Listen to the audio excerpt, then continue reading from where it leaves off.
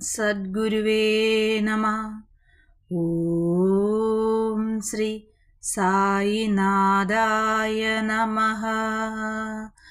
സദാ സത്സ്വരൂപം ചിദാനന്ദകന്ദം ജഗത്സംഭവസ്ഥാന സംഹാരഹേതും സ്വഭക്തേച്ഛയാമാനുഷം ദർശയന്തം നമാമീശ്വരം സദ്ഗുരു സായിനാഥം. എല്ലാ സജ്ജനങ്ങൾക്കും വന്ദേ ഗുരു പരമ്പര എന്ന യൂട്യൂബ് ചാനലിലേക്ക് സ്വാഗതം. ശ്രീ സായി സച്ചരിതത്തിലെ അധ്യായം 22 ഞാൻ ഇന്ന് പാരായണം ചെയ്യുന്നത്. മുഖവുര. എപ്രകാരമാണ് ബാബയെ ധ്യാനിക്കേണ്ടത്? ആർക്കും ഭഗവാന്റെ സ്വഭാവമോ ആകൃതിയോ മനസ്സിലാക്കാൻ കഴിയുന്നില്ല. വേദങ്ങൾക്കും 1000 നാവുള്ള അനന്തനും അത് പൂർണ്ണമായും വിവരിക്കാനാവുന്നില്ല. പക്ഷേ ഭക്തന്മാർക്ക് ബാബയുടെ പാദങ്ങളിലേക്ക് നോക്കിയാൽ മതി. ആനന്ദമാർഗമാണ്. ആ പാദങ്ങൾ ധ്യാനിക്കയല്ലാതെ മറ്റു മാർഗങ്ങളൊന്നും ലക്ഷ്യത്തിലെത്താൻ അവർക്കറിയില്ല. ഹേമത് പാന്ത് ധ്യാനത്തിന് ഒരു സുഗമ മാർഗം പറഞ്ഞു തരുന്നത് ഇപ്രകാരമാണ്. കറുത്ത പക്ഷം മുന്നോട്ടു പോകുന്തോറും ചന്ദ്രൻ ക്ഷയിച്ച് വന്ന് വാവു ദിവസം തീരെ കാണാതാവുന്നു. പിന്നെ വെളുത്ത പക്ഷം തുടങ്ങുമ്പോൾ എല്ലാവർക്കും ചന്ദ്രദർശനത്തിന് വലിയ ആഗ്രഹമാണ്. 1-ാം ദിവസം ചന്ദ്രനെ കാണുകയേയില്ല. 2-ാം ദിവസം ശരിക്കു കാണുവാൻ സാധ്യമല്ല. അപ്പോൾ ചൂണ്ടിക്കാണിക്കുന്ന ആൾ ഒരു മരത്തിന്റെ കൊമ്പിന്റെ കവർച്ചത്തിൽ കൂടി നോക്കാൻ പറയുന്നു. അങ്ങനെ കവർച്ചത്തിൽ കൂടെ ശ്രദ്ധാപൂർവം നോക്കുമ്പോൾ ദൂരത്ത് അതിസൂക്ഷ്മമായി നിൽക്കുന്ന ചന്ദ്രക്കല ദൃഷ്ടിയിൽപ്പെടുന്നു. ഇത് പ്രകാരം തന്നെ നമുക്ക് ബാബയുടെ വെളിച്ചം കാണുവാൻ നോക്കുക. ബാബയുടെ ഇരിപ്പ് നോക്കുക. എത്ര നല്ലതായിരിക്കുന്നു! ബാബ കാലും മടക്കി വലങ്കാൽ മുട്ടിന് താഴ്ഭാഗം ഇടതുകാൽ മുട്ടിന്മേൽ കയറ്റി വച്ചിരിക്കുന്നു. ഇടത് കൈയിന്റെ വിരലുകൾ വലം കൈയിന്റെ പാദത്തിൽ പരത്തി വച്ചിരിക്കുന്നു. വലത്തെ കാലിന്റെ തള്ളവിരൽ ഇടത്തെ കൈയിന്റെ ചൂണ്ടുവിരലിന്റെയും നടുവിരലിന്റെയും നടുക്കാണ്. ഇതിൽ നിന്ന് നേരത്തെ പറഞ്ഞ കവർച്ചം പോലെ ഈ 2 വിരലുകളുടെ കവർച്ചത്തിലുള്ള തള്ളവിരലിനെ ധ്യാനിക്കുക. എപ്രകാരം ഭക്തൻ വിനീതനായും സ്നേഹത്തോടുകൂടിയും ധ്യാനിക്കുന്നുവോ അപ്രകാരം തന്നെ ബാബയുടെ വെളിച്ചം അയാൾക്ക് കിട്ടുന്നതാണ്. നമുക്ക് ബാബയുടെ ജീവിതത്തിൽ ഒന്ന് കണ്ണോടിച്ചു നോക്കാം. ബാബയുടെ ആവിർഭാവം കൊണ്ട് ഷിർദി ഒരു തീർത്ഥാടന കേന്ദ്രമായി.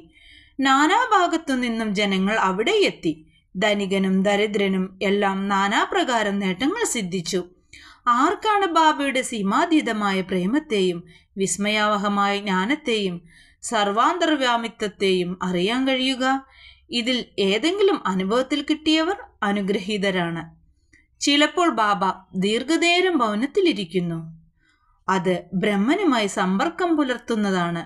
മറ്റു സമയം ഭക്തന്മാരാൽ ചുറ്റപ്പെട്ട് പരമാത്മജ്ഞാനവും ആനന്ദം മൂർത്തീകരിച്ച പോലെ കാണാം.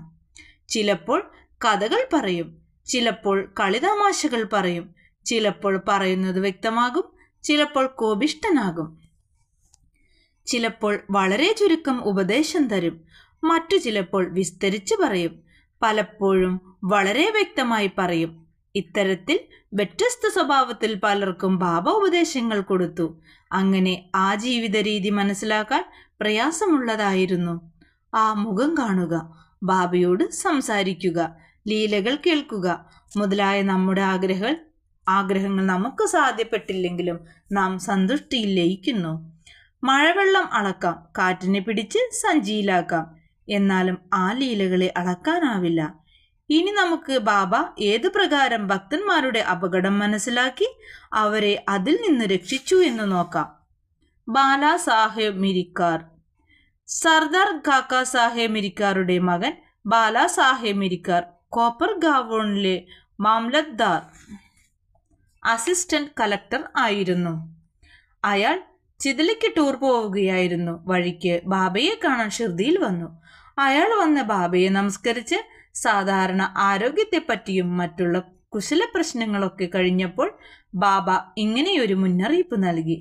നിനക്ക് നമ്മുടെ ദ്വാരകാമായിയെ അറിയാമോ? ബാലാ സാഹിബ് കാര്യം മനസ്സിലാവാത്തത് കൊണ്ട് ഒന്നും മിണ്ടിയില്ല. നീ ഇരിക്കുന്ന സ്ഥലമാണ് നമ്മുടെ ദ്വാരകാമായി. അവൾ മക്കളുടെ എല്ലാ അപകടവും പരിഭ്രമവും അവളുടെ മടിയിലിരിക്കുന്നതോടുകൂടി ഇല്ലാതാക്കുന്നു. ഈ മസ്ജിദുമായി വളരെ കരുണാമയിയാണ്. അവൾ ശുദ്ധരായ ഭക്തന്മാരുടെ മാതാവാണ്. അവരെ അവൾ അപകടത്തിൽ നിന്ന് രക്ഷിക്കുന്നു. ഒരിക്കൽ ഒരാൾ അവളുടെ മടിയിലിരുന്നാൽ അയാളുടെ എല്ലാ അപകടങ്ങളും തീർന്നു. അവളുടെ തണലിലിരിക്കുന്നവർക്ക് ആനന്ദം കൈവരുന്നു എന്ന് തുടർന്ന് പറഞ്ഞു. പിന്നീട് ബാബ ഉതി കൊടുത്ത് തലയിൽ കൈവച്ച് അനുഗ്രഹിച്ച് ചോദിച്ചു, നിനക്ക് ലംബാബാവയെ, നീണ്ട വിദ്വാനെ, അതായത് പാമ്പിനെ അറിയാമോ? പിന്നെ ബാബ കൈമുട്ട് മറ്റേ ഉള്ളംകൈയിൽ വെച്ച് പാമ്പ് പടം പിടിച്ച പോലെ കൈകൊണ്ട് കാണിച്ചു പറഞ്ഞു, അവൻ ഭയങ്കരനാണ്. പക്ഷേ ദ്വാരകാമായിയുടെ മക്കളോട് അവനെന്തു ചെയ്യാൻ കഴിയും? ദ്വാരകാമായി രക്ഷിക്കുമ്പോൾ പാമ്പിനെന്തു കഴിയും? അവിടെ കൂടിയവർക്കെല്ലാം മെരിക്കാറോട് പറഞ്ഞതിന്റെ കാര്യം എന്താണെന്ന് അറിയണമെന്നുണ്ടായിരുന്നെങ്കിലും ബാബയോട് ചോദിക്കാൻ ധൈര്യമുണ്ടായില്ല. പിന്നെ ബാലാസാഹേബ് ബാബയെ നമസ്കരിച്ച് ശ്യാമയോടുകൂടി മസ്ജിദിൽ നിന്ന് പുറത്തു വന്നു. ബാബ ശ്യാമയെ വിളിച്ചിട്ട് മിരിക്കാറോടുകൂടി ചിതലിക്കു പോവാൻ പറഞ്ഞു. ബാബ വന്ന് മിരിക്കാറോട് ബാബ നിർദ്ദേശിച്ചതുപോലെ കൂടെ വരാമെന്ന് പറഞ്ഞു. അയാൾ അസൗകര്യം ആലോചിച്ചതുപോലെ കൂടെ വരണ്ടെന്ന് പറഞ്ഞു. ശ്യാമ മടങ്ങി വന്ന് ബാബയോട് ബാലാസാഹേബ് പറഞ്ഞ വിവരം പറഞ്ഞു. ബാബ പറഞ്ഞു, ശരി, പോകണ്ട. നാം നല്ലത് വിചാരിച്ച് നല്ലത് ചെയ്യുന്നു. സംഭവിക്കാനുള്ളത് സംഭവിക്കും. അപ്പോഴേക്കും ബാലാസാഹേബ് വീണ്ടും ആലോചിച്ച് ശ്യാമയോട് കൂടെ പോരാൻ പറഞ്ഞു. ശ്യാമ ബാബയുടെ അനുമതി വാങ്ങി ടോങ്കോയിൽ അയാളോടുകൂടി പുറപ്പെട്ടു. അവർ രാത്രി 9 മണിക്ക് ചിതലിയിലെത്തി. മാരുതി ക്ഷേത്രത്തിൽ ക്യാമ്പ് ചെയ്തു. ഓഫീസിലുള്ളവർ എത്തിയിട്ടില്ലാത്തതുകൊണ്ട് അവർ അവിടെ സംസാരിച്ചു കൊണ്ടിരുന്നു.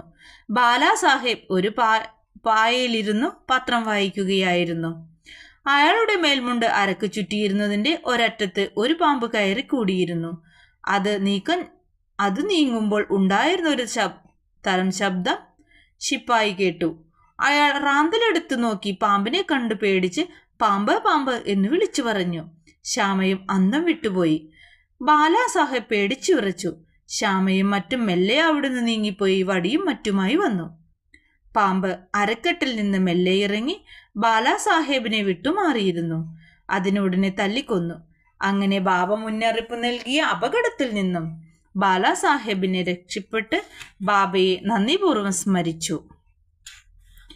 ബാപ്പു സാഹേബ് ബൂട്ടിയോട് ഷിർദിയിൽ വെച്ച് നാനാ സാഹേബ് ഡെങ്കാളെ എന്ന പ്രശസ്തനായ ജോത്സ്യൻ, ഇന്ന് നിങ്ങൾക്ക് ചീത്ത ദിവസമാണ്, ജീവന് അപകടമുണ്ട് എന്ന് പറഞ്ഞു. ഇത് കേട്ട് ബാപ്പു സാഹിബ് പരിഭ്രമിച്ചു. അയാൾ സാധാരണ പോലെ മസ്ജിദിൽ വന്നപ്പോൾ ബാബ ചോദിച്ചു, എന്താണ് ഈ നാന പറഞ്ഞത്? അയാൾ നിങ്ങൾക്ക് മരണം പ്രവചിച്ചുവോ? ശരി, നീ ഭയപ്പെടേണ്ട. അയാളോട് ധൈര്യസമേതം പറയൂ, നമുക്ക് നോക്കാം മരണം എങ്ങനെ കൊല്ലുന്നു എന്ന്. അന്ന് വൈകുന്നേരം ബാപ്പു സാഹേബ് മലവിസർജനത്തിന് പോയപ്പോൾ ഒരു പാമ്പിനെ കണ്ടു. വേലക്കാരൻ കല്ലെറിഞ്ഞത് കൊണ്ടില്ല. വടിയും കൊണ്ടുവന്നപ്പോഴേക്കും പാമ്പ് രക്ഷപ്പെട്ടു. ബാബയുടെ അനുഗ്രഹം ബാപ്പു സാഹേബ് നന്ദിപൂർവ്വം സ്മരിച്ചു. അമീർ ഷക്കാർ കോപ്പർ ഗാവോണിൽ താലൂക്കിലെ കൊരളി ഗ്രാമക്കാരനായിരുന്നു അമീർ ഷക്കാർ. മുസ്ലിം. അയാൾ അറവുകാരുടെ വർഗത്തിൽപ്പെട്ട ആളായിരുന്നു. അയാൾ ബന്ദ്രയിൽ ഒരു കമ്മീഷൻ ഏജന്റായി പണിയെടുത്ത് അവിടെ പ്രശസ്തനായി തീർന്നു. ഒരിക്കൽ രക്തവാദം പിടിപ്പെട്ട അയാൾ വല്ലാതെ വേദന അനുഭവിച്ചു. അങ്ങനെ ദൈവചിന്ത വന്ന് ജോലി വിട്ട് ഷിർദിയിൽ വന്ന് ബാബയോട് കരുണ കാണിക്കാൻ അപേക്ഷിച്ചു. ബാബ അയാളെ ചാവടിയിൽ താമസിപ്പിച്ചു. അന്ന് ചാവടി നിൽക്കുന്ന സ്ഥലം ചതുപ്പ് നിലമായിരുന്നു.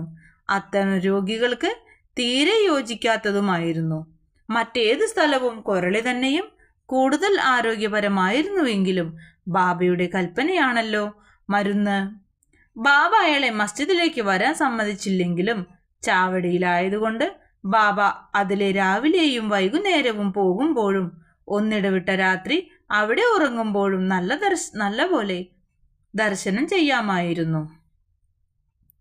അമീർ അവിടെ 9 മാസം താമസിച്ചു. പിന്നെ അയാൾക്ക് മടുപ്പ് തോന്നി. അങ്ങനെ ഒരു രാത്രി അവിടുന്ന് ഒളിഞ്ഞു പോന്ന് ഗോപർഗാവോണിലെത്തി ഒരു ധർമ്മശാലയിൽ താമസിച്ചു. അവിടെ മരിക്കാറായ ഒരു ഫക്കീർ അയാളോട് വെള്ളം ചോദിച്ചു. അമീർ അദ്ദേഹത്തിന് വെള്ളം കൊടുത്തു. വെള്ളം കുടിച്ചതോടുകൂടി ഫക്കീർ അന്ധശ്വാസം വലിച്ചു. അപ്പോൾ അയാൾക്ക് ഭയമായി. ഷിർദിയിൽ നിന്ന് ബാബയുടെ സമ്മതം കൂടാതെ വന്നതിന് പശ്ചാത്തപിച്ച് ബാബയോട് പ്രാർത്ഥിക്കാൻ തുടങ്ങി. അപ്പോൾ തന്നെ ബാബയുടെ നാമം ഉച്ചരിച്ചുകൊണ്ട് ഷിർദിയിലേക്ക് ഓടി. പുലർച്ചയ്ക്ക് മുമ്പായി ഷിർദിയിലെത്തി. പിന്നെ ഷിർദിയിൽ തന്നെ കുറച്ചുകൂടി താമസിച്ചപ്പോൾ മുഴുവൻ സൂക്കേടും മാറി. ഒരു രാത്രി ബാബ വിളിച്ചു പറഞ്ഞു, "ഓ അബ്ദുൾ, എന്തോ ഒരു ഭയങ്കര സാധനം എൻ്റെ വിരിപ്പിൽ ചാടിയിരിക്കുന്നു" എന്ന്. അബ്ദുൾ റാന്തലുമായി വന്ന് ബാബയുടെ വിരിപ്പ് നോക്കിയപ്പോൾ ഒന്നും കണ്ടില്ല. ബാബ എല്ലായിടത്തും നോക്കാൻ പറഞ്ഞ് സദ്ക കൊണ്ട് നിലത്തടിച്ചു. ഇത് കണ്ട് വല്ല പാമ്പും വന്നിട്ടുണ്ടാവുമെന്ന് അമീർ സംശയിച്ചു. ബാബയോടടുത്ത് പെരുമാറിയതുകൊണ്ട് അദ്ദേഹത്തിന്റെ വാക്കുകളുടെയും പെരുമാറ്റത്തിന്റെയും അർത്ഥം അമീറിനറിയാമായിരുന്നു. ബാബ അപ്പോൾ അമീറിന്റെ തലയണക്കരികിൽ ഒരിളക്കം കണ്ടു. വിളക്ക് കൊണ്ടുവന്ന് നോക്കാൻ പറഞ്ഞപ്പോൾ ഒരു സർപ്പം ഫണം വിടർത്തി ആടുന്നു. ഉടനെ തന്നെ അതിനെ തല്ലിക്കൊന്നു. അങ്ങനെ ബാബ അമീറിനെ രക്ഷിച്ചു. ഹേമത് പാന്ത്, തേളും പാമ്പും. ബാബയുടെ നിർദ്ദേശപ്രകാരം കാക്കാ സാഹിബ് ദീക്ഷിത് ദിവസവും ഏകനാഥിന്റെ ഭാഗവതവും ഭാവാർത്ഥ രാമായണവും വായിക്കും. ഹേമത് പാന്ത് അത് കേട്ടിരിക്കലും പതിവാണ്. ഒരിക്കൽ ഹനുമാൻ രാമന്റെ മഹാത്മ്യത്തെ പരീക്ഷിച്ച ഭാഗം വായിച്ചപ്പോൾ എല്ലാവരും വിസ്മയപ്പെട്ടുപോയി. എവിടുന്നെന്നറിയില്ല ഒരു വലിയ തേൾ ചാടി ഹേമത് പാന്തിന്റെ വലത്തെ ചുമലിൽ വേഷ്ടിക്കുമേൽ കയറിയിരുന്നു. ആദ്യം കണ്ടില്ല എങ്കിലും ഭഗവത് കഥ കേൾക്കുന്നവരെ അദ്ദേഹം രക്ഷിക്കുമല്ലോ. അങ്ങനെ അയാൾ തേളിനെ കണ്ടു. അവിടെ നിശബ്ദമാണ്, ആരും ഇളകിയില്ല.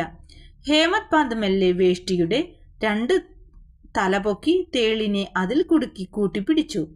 പിന്നെ പുറത്തു കൊണ്ടുപോയി തോട്ടത്തിലേക്ക് എറിഞ്ഞു. ഒരിക്കൽ കുറച്ചുപേർ ദീക്ഷിത് വാടയുടെ മുകളിൽ സന്ധ്യയ്ക്ക് ഇരിക്കുകയായിരുന്നു. ഒരു പാമ്പ് ജനൽക്കൽ വന്ന് ഫണം വിരുത്തി ചുരുണ്ടിരുന്നു. വിളക്ക് കൊണ്ടുവന്നിട്ടും പാമ്പ് അല്പം പരിഭ്രമിച്ചെങ്കിലും തലയാട്ടി അവിടെ തന്നെ ഇരുന്നു. പലരും വടിയുമായി വന്നെങ്കിലും അവിടെ അങ്ങനെ ഇരിക്കുന്നത് കൊണ്ട് അതിനെ ഒന്നും ചെയ്യാൻ കഴിഞ്ഞില്ല. ആൾക്കാരുടെ ഒച്ച കേട്ട് പാമ്പ് വന്ന വഴിയെ രക്ഷപ്പെട്ടു. എല്ലാവർക്കും സമാധാനമായി. ബാബയുടെ അഭിപ്രായം. മുക്താറാം എന്ന ഭക്തൻ ആ ഒരു സാധുജീവി രക്ഷപ്പെട്ടത് നന്നായി എന്ന് പറഞ്ഞു. ഹേമത് പാന്ത് അതിനെ എതിർത്ത് പാമ്പിനെ തല്ലിക്കൊല്ലണമെന്ന് പറഞ്ഞു. അങ്ങനെ ചൂട് പിടിച്ച വാഗ്വാദം നടന്നു. രാത്രി ഒരു തീരുമാനത്തിലെത്താതെ വാദം അവസാനിപ്പിച്ചു. പിറ്റേന്ന് ബാബയോട് ചോദിച്ചപ്പോൾ ബാബയുടെ വ്യക്തമായ തീർപ്പ് ഇപ്രകാരമായിരുന്നു: ഭഗവാൻ എല്ലാ ജീവജാലങ്ങളിലും കുടികൊള്ളുന്നു. അവ പാമ്പായാലും തേളായാലും വ്യത്യാസമില്ല. അദ്ദേഹം ലോകനിയന്താവാണ്. എല്ലാ ജീവജാലങ്ങളിലും പാമ്പ് തേളടക്കം ആ കൽപ്പന അനുസരിക്കുന്നു. ഭഗവാൻ കൽപ്പിക്കാതെ ആർക്കും ആരെയും ഉപദ്രവിക്കാൻ കഴിയില്ല. ലോകം മുഴുവൻ ഭഗവാനെ ആശ്രയിക്കുന്നു. ആരും സ്വതന്ത്രരല്ല. അതുകൊണ്ട് നാം അവയിൽ സഹതപിച്ച് അവയെ സ്നേഹിക്കണം. തല്ലലും കൊല്ലലും ശരിയല്ല. ഭഗവാൻ എല്ലാവരുടെയും രക്ഷിതാവാണ്. ശ്രീ സായിയെ നമിക്കുവിൻ. ലോകശാന്തി ഭവിക്കട്ടെ. ഓം ശ്രീ സായിനാഥായ നമഃ. ശ്രീ സായി സച്ചരിതം കേൾക്കുന്ന എല്ലാ ഭക്തരെയും എല്ലാ സജ്ജനങ്ങളെയും ശ്രീ സായി ഭഗവാൻ അനുഗ്രഹിക്കട്ടെ എന്ന പ്രാർത്ഥനയോടെ 22-ാം അധ്യായം ബാബയുടെ തൃപ്പാദങ്ങളിൽ ഞാൻ സമർപ്പിക്കുന്നു. എല്ലാ ബാബ ഭക്തന്മാരുടെ അടുത്തേക്കും ഈ സായി സച്ചരിതത്തെ ബാബ തന്നെ എത്തിക്കട്ടെ എന്ന് പ്രാർത്ഥിക്കുന്നു. ജയ് സായിറാം. വന്ദേ ഗുരുപരമ്പര.